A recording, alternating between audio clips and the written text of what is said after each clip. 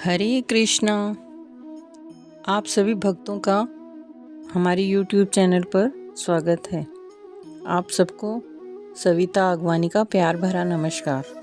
हे एकादशी माता की जय। भगवान श्री कृष्ण बोले, हे धर्मराज युधिष्ठिर, मैं तुम्हें फागुन शुक्ल पक्ष एकादशी व्रत की विधि और महात्म्य बताता हूँ। ध्यान से सुनो। इस एकादशी का नाम आमल की एकादशी है। इसके पवित्र व्रत से समस्त पाप नष्ट हो जाते हैं और जीवन में सफलता मिलती है। इसका पुण्य 1000 गोदान के फल के बराबर है और अंत समय में विष्णु लोक में स्थान मिलता है। त्रेता युग में एक दिन महान राजा मानधाता ने वशिष्ठ जी से पूछा कि हे द्विज श्रेष्ठ, यदि आपकी मुझ पर कृपा दृष्टि हो तो किसी ऐसे व्रत को बताइए जिसको करने से मेरा कल्याण हो सके।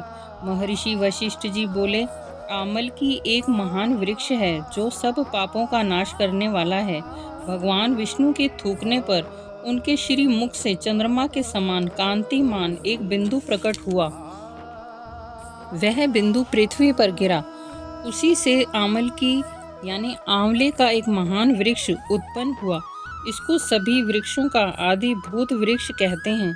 इसी समय भगवान विष्णु जी की नाभि से निकले कमल में से ब्रह्मा जी प्रकट हुए थे। उन्हीं से इन प्रजाओं की सृष्टि हुई। देवता, दानव, गंधर्व, यक्ष, राक्षस, नाग तथा निर्मल अंतःकरण वाले महर्षियों को ब्रह्मा जी ने जन्म दिया।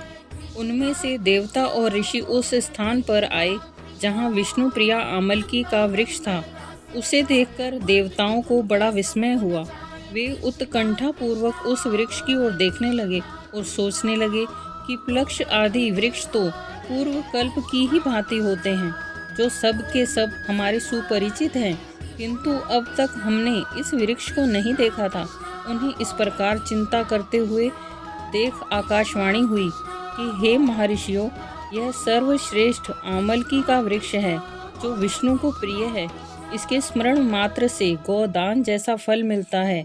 इसको स्पर्श करने से इससे दुगना और फल भक्षण करने से तिगुना पुण्य प्राप्त होता है। अतः आमलकी का सेवन करने का ध्यान रखना चाहिए। यह सब पापों को हरने वाला वैष्णव वृक्ष बताया गया है। इसके मूल में विष्णु, उसके ऊपर ब्रह्मा जी, स्कंद में भगवान रुद्र, शाखाओं में मुनि, टहनियों में देवता, पत्तों में वसु, फूलों में मरुद्रण तथा फलों में समस्त प्रजापति वास करते हैं। आमलकी की सर्वदेवमयी बताई गई है। प्राचीन काल में वैदिश नामक एक सुंदर और श्रेष्ठ नगर था, जहाँ पर चंद्रवंशी राजा पाश बिंदु के वंशज चैत्र रथ का राज्य था।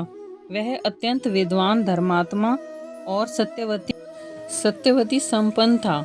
उसके राज्य में चारों वर्ण, ब्राह्मण, वैश्य, क्षत्रिय और शूद्र सब मिलजुल कर रहते थे। नगर में सर्वत्र और शांति थी। कोई निर्धन कृपण नहीं था। उस नगर के सब नगरवासी विष्णु भक्त थे और सभी बाल, युवा एवं वृद्ध, बूढ़े एकादशी का उपवास व्रत रखते थे। वह नगर वेद ध्वनि से सर्वदा गूंजता रहता था। एक बार फागुन माह के शुक्ल पक्ष की आमल की एकादशी आई। उस दिन समस्त प्रजाजनों ने प्रसन्नता पूर्वक इस एकादशी का उपवास किया। राजा प्रजा सहित मंदिर में आकर कुंभ स्थापित कर धूप, दीप, नैवेद्य आदि से धात्री आंवले का पूजन करने लगा। वे सब देवी की स्तुति करने लगे और बोले, हे धात्री देवी, आप ब्रह्मा से उत्पन्न हो, सब पापों का नाश करने वाली हो, तुमको नमन है। हमारा अर्घ्य ग्रहण तुमको नमन है। हमारा अर्घ्य ग्रहण कर हमें कृतार्थ करें। तुम श्री रामचंद्र जी के द्वारा पूजनीय हो, अतः हमारी प्रार्थना स्वीकार कर हमारे समस्त पापों को नष्ट कीजिए। वहाँ पर देव मंदिर में सबने रात्रि जागरण किया। ठीक उसी समय वहाँ एक शिकारी आया जो दुराचारी महापापी था। वह अपने परिवार का पालन करने के लिए जीव हिंसा करता था।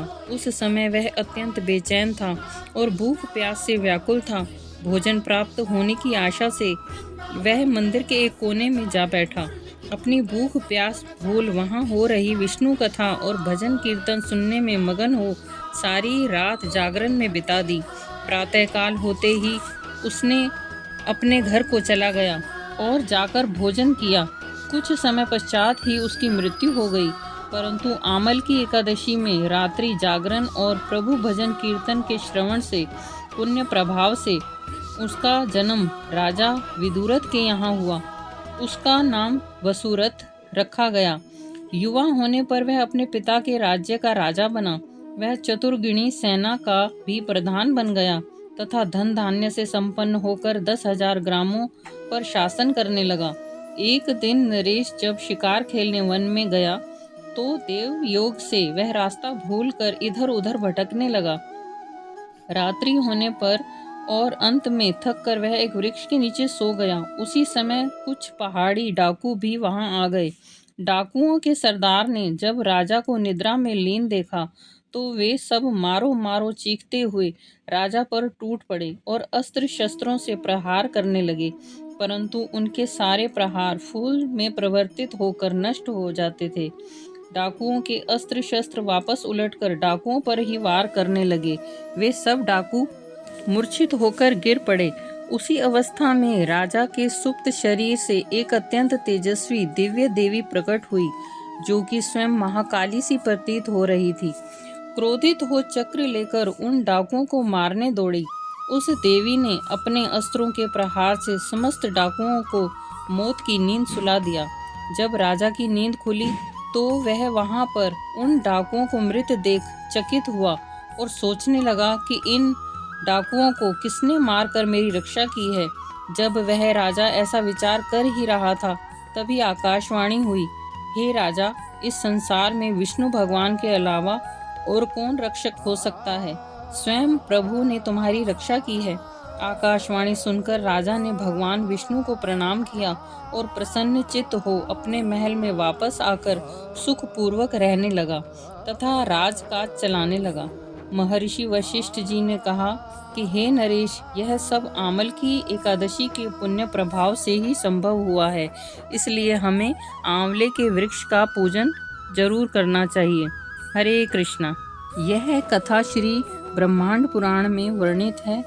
इसमें आप फलाहार जो है वो ले सकते हैं, आंवलों का सागर ले सकते हैं, आंवले से बने पदार्थ ले सकते हैं, दूध, आलू, फल आदि ले सकते हैं। हरे कृष्णा।